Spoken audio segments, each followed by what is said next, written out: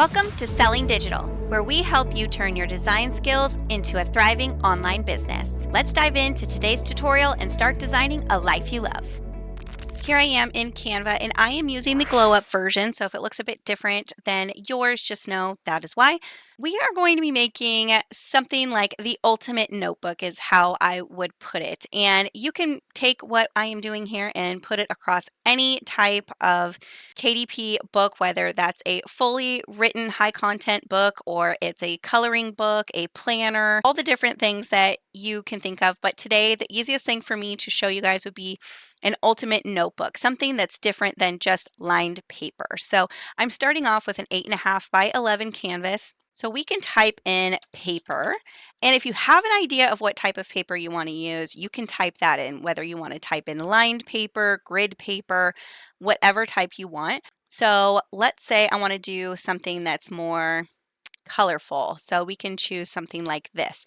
This is really cute. I love the idea of it. And maybe we want to do various pages that are similar to this. So we can choose to do this one here, and we'll go back and adjust this. But let's keep this one here and then add a page. And I'm going to go ahead and delete that. I don't know why it gave me that same color, but when you do that, you get more like this. And so what I do is I like to find one that I think will complement the one that I just grabbed.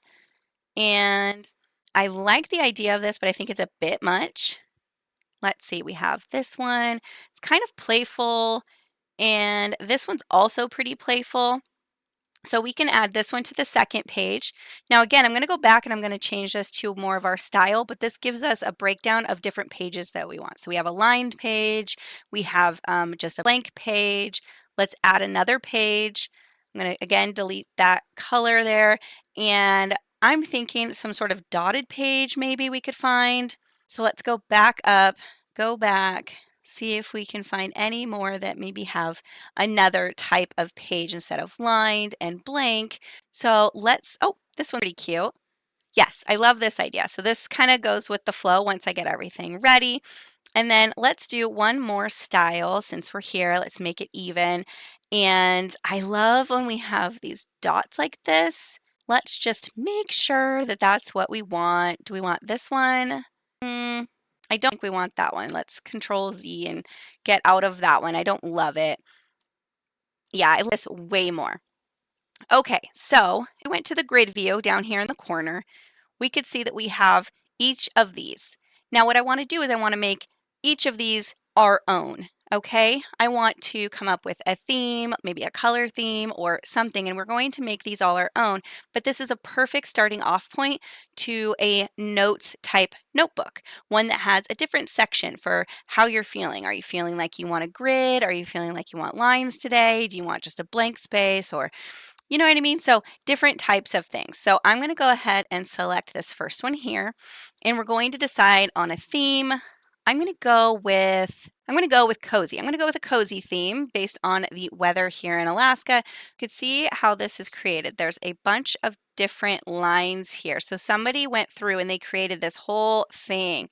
Wonderful. But you see how much time that saves because somebody already created this? So if we went up to position and we clicked on layers, we would see each and every one of these lines. I'm going to group all of that together so that I don't mess it up. I love the element just the way it is. So we're going to take this, I'm going to hold the control key down, and I'm going to select each and every one of the elements that go with this, and then we're going to group them together. Okay, and then what we're going to do is we're going to hit Control G, and that's going to group all of those together. So now you can see in the layers panel, it's not so crazy. I'm going to delete this pin here, and let's choose more of a cozy color that can go with it. If we click on styles, we can actually go down and pick a color palette that looks a bit more cozy, like perhaps this one. And we can continue to click it, and it will cycle through all of those different colors. So I love this one right here. And if we were to do that with every single one, so we just got to remember the recently used, it'll be right here, and we'll be able to go down and select that for each one. So we can click this one, we can click this page, and we can do the same thing. And that way we continue to get pages that all work together. There we go.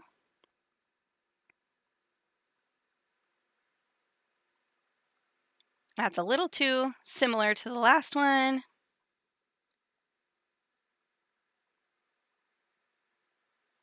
I think that might work. Okay, now let's go back. So something cozy. So let's just type in cozy and see what types of little things we get. I love these slippers. These are really cute. So we can put these over here. Maybe we can put them like right here. That would be really cute. Let's see all the different cozy things.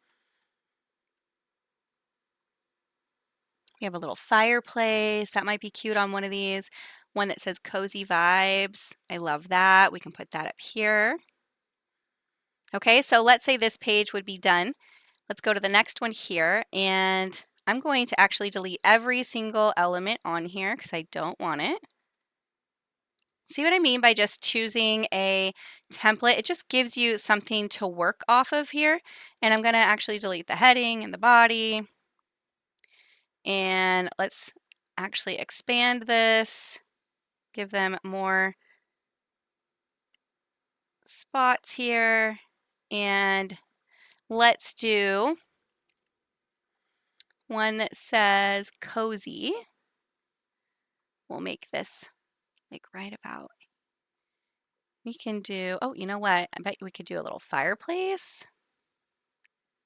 Maybe put that right here in the corner like that. And then we can drop that down and we can put this on top, layer. Oh, we need to put it on top there, or like put it where it should go, and then click layer and then bring to the front. Perfect. And we can shrink that down. So that's super cute. And then maybe we could put like a little book or something over here. Let's see, what else would look cute? Here we go. This would match pretty cute like. Just a little book over here in the corner. That's cute. We can also select it, change the colors if we wanted to. We can flip it. We can do all the different things, but I love that. It's very simple and cozy. This next one here, I don't think we're going to need the date. So we'll go ahead and get rid of that element. I don't love this pencil. Actually don't love any of that. I do love this down here. That's cute. So let's go ahead and expand the grid. Give them more lines there. Perfect. And then this time I'm thinking we should put something behind and then lower the transparency down. So let's find something super cozy. Maybe a candle? What if we put a candle like this, and then we could change it and put it towards the back. Send the backwards and then lower the transparency really far down. That's cute. I like having that. That's really cute. Very cute. Okay. And then let's go to the next one, the note section. I don't love these. Not really the vibe we're looking for. So let's go ahead and, oh, see, these are all separate again. So I want to group them. I'm just going to grab them. And look, this one even moved. So let's go ahead and align them first. And we will center them up. Perfect. And then we can put them right up here and then expand them now that we have them grouped. Centered. Okay. And now we can add some sort of cute little design in there. Let's see, what else can we use that's nice and cozy and cute? Oh, feeling cozy. That's adorable. I like that. Okay. Or hot cocoa weather. Do we like that better? No, I think we'll go with feeling cozy. That's cute. But you know what? I think cozy is spelt wrong. It's C-O-Z-Y, right? Not C-O-S-Y, right? Warm and yeah, like this one's spelled right. I'm questioning myself now. I'm pretty positive that's that's how it's done. I'm pretty positive it's warm and cozy like that. That's pretty cute, but I don't love it actually now. And now I'm questioning myself on how to spell that. It's so frustrating. Okay. I love the idea of the little socks. 'Cause who doesn't love nice, warm, fluffy socks when it's nice and cozy outside? Is it cozy where you guys are? Is it fall for you? It's definitely fall here in South Central Alaska. It's absolutely stunningly beautiful. Oh, this is cute. Everything is so cute. It just makes me want to make a bazillion pages, but that's what makes all this so fun. Let's do this one. We can do a little mushroom. That's cute. Oh, we could put a little sleepy animal on top of the mushroom. Let's do sleepy animal. Let's see, which one is the cutest? Oh, this little fox would be cute. Kind of matches our color palette. Okay, I mean, because that's adorable. All right, so now that we have our 4 pages, all we have to do is decide how we want to arrange them. Now, I personally like having this one here, then this one, and then this one, and then just continuing on with that pattern. But you can absolutely do just a bunch like then a bunch like this, etc. However you want to put it, add more pages, however you like it. This is just a good explanation or a good visualization of how you can rearrange and move things around. So let's say that we wanted this page to actually be moved up. We could just grab it and then move it on over. Wherever that purple line is where it's going to go. So we can just move them wherever it is that we would like them to be. So you can arrange it however you wish. And then after you're done, what you want to do is you want to duplicate to fill up the page. So we only have 4 designs, but we need to have more pages. I like to at least have 100 pages. You can have, I'm not sure if there's actually a max. I'm not positive, but I do know that you need to have at least 72 pages for a KDP book. So you can't have any less than 72. And then I believe, at least in the past, Canva only went up to 100, and then you had to do a few other things after that. But for today's video, we're going to just do 100 pages. So I'm going to select each one of these, holding the control key down. I'm going to select each one, and then I'm just going to click on duplicate, and it's going to duplicate them in the same exact order. And I'm going to keep doing that until I have 100 pages. So here we go. We're just going to keep duplicating until we have 100 pages total.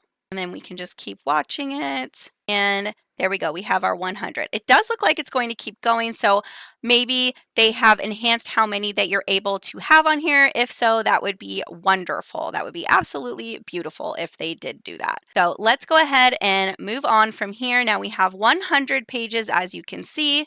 We can rearrange them if we wanted to, but I'm going to leave them just as they are. I'm going to go up to share. We're going to click download, move it over to PDF print, and then all 100 pages. I'm going to click on this, and I'm going to select CMYK. This is best for professional printing. And I'm going to click download. Now that's going to take a few minutes probably to download depending on the size of the document.